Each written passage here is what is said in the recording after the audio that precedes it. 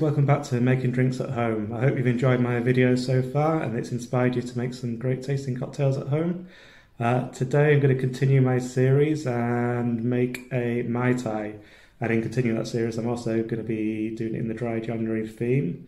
So I'll be using a not non-alcoholic, but a low alcohol rum from the Clean Company, or Clean Co. It's their Clean R low alcohol dark rum, or spiced rum. It's 1.2%, so it's got a little bit of alcohol in there, but when you've mixed it in with all the other ingredients, that's pretty minimal.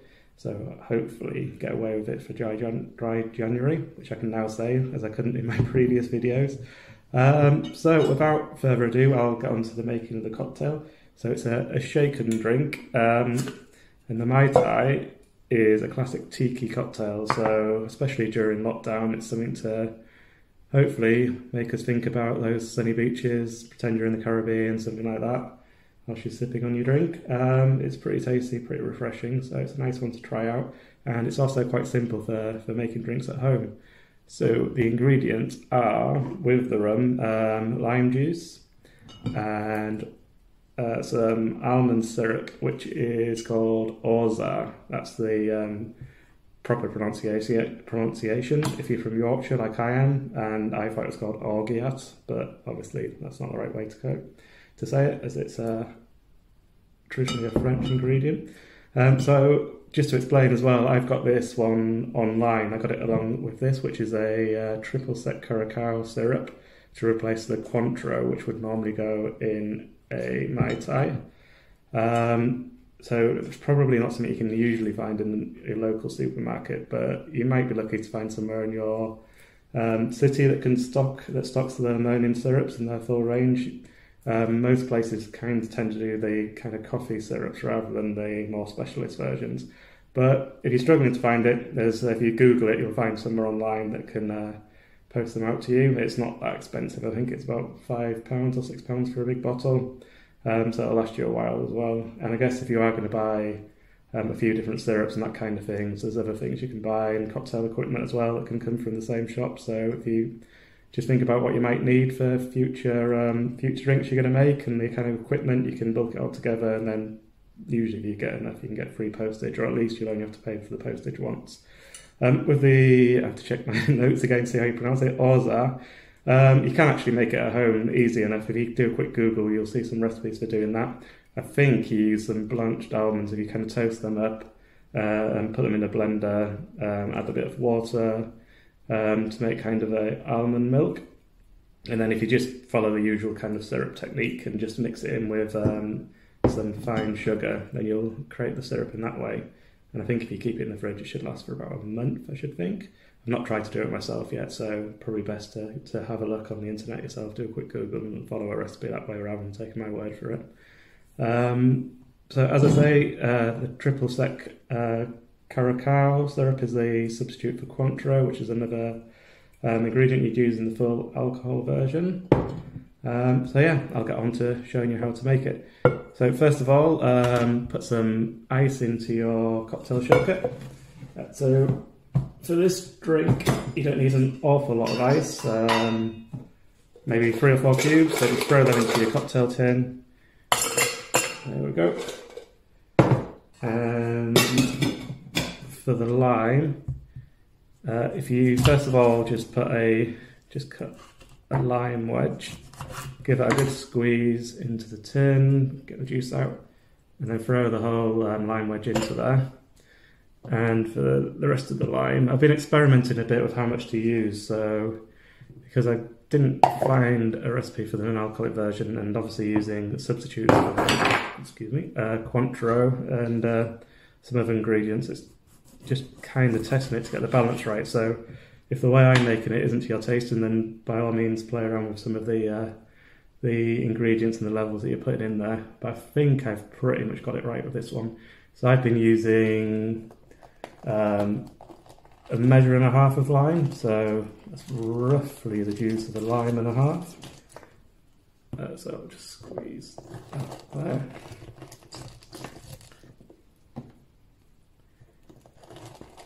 there. So yeah, just check that when you measure though, just because it's easy to make it a bit too acidic and limey if you go overboard, and equally it can be too sweet if you put too little in. So there we go, 1.5, perfect. So throw those into there. And then for the orza,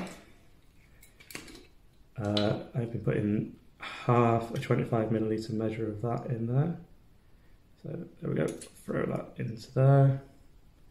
Another tip I've heard as well is that when you're making cocktails, if you go for the kind of syrups and the lime juice and put those in first, rather than your more expensive spirits or substitutes for spirits that I've got here, if you do mess up, then it's a lot cheaper to throw those away rather than having to throw your spirits down the sink. But I'm sure most people would just drink it anyway if you're making drinks at home. I'm sure I would. And then, yeah, with the triple sec syrup, for that I've been putting in a full 25 milliliter measure. Just fill that up to the top, throw it into the tin. And finally, your final ingredient, as I said, is the rum. So I think with the alcoholic version of the Mai Tai, you would probably use a white rum. But I haven't yet managed to get hold of a non-alcoholic or low alcohol version of a white rum. So I'm just using this one, which is the spice rum, like I said before. So for this, I'll just flip that over and put in 50 millilitres in. So just fill the big end of your cocktail measuring jig up to the top. Throw that in the tin as well. And then put the lid on. And give it, like I said before, just a short shake, so nothing too vigorous, just do the trick. And to serve, you can serve it in a glass like this, which is a bit like a rocks glass. But yeah, whatever you've got at home, nothing too big because it's quite a short drink. Not too much liquid in there, so, but it is served over a lot of ice, so you fill your glass right the way up. That, and then I have been having a bit of trouble getting the lids off, but if you do that like I am here, I think if you just use your thumbs just to pop up the shaker like that, with a bit of trouble there. Try the old jumper trick. Works every time. There we go. Still having a few troubles getting the lid off, as you can see. But yeah, just strain that into your glass over the ice.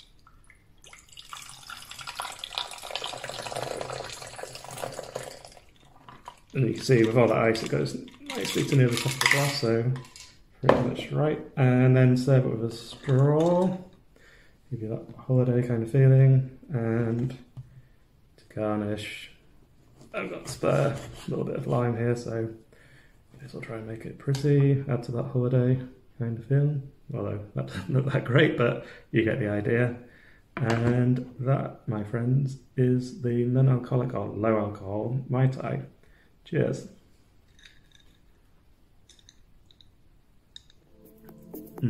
Tasty.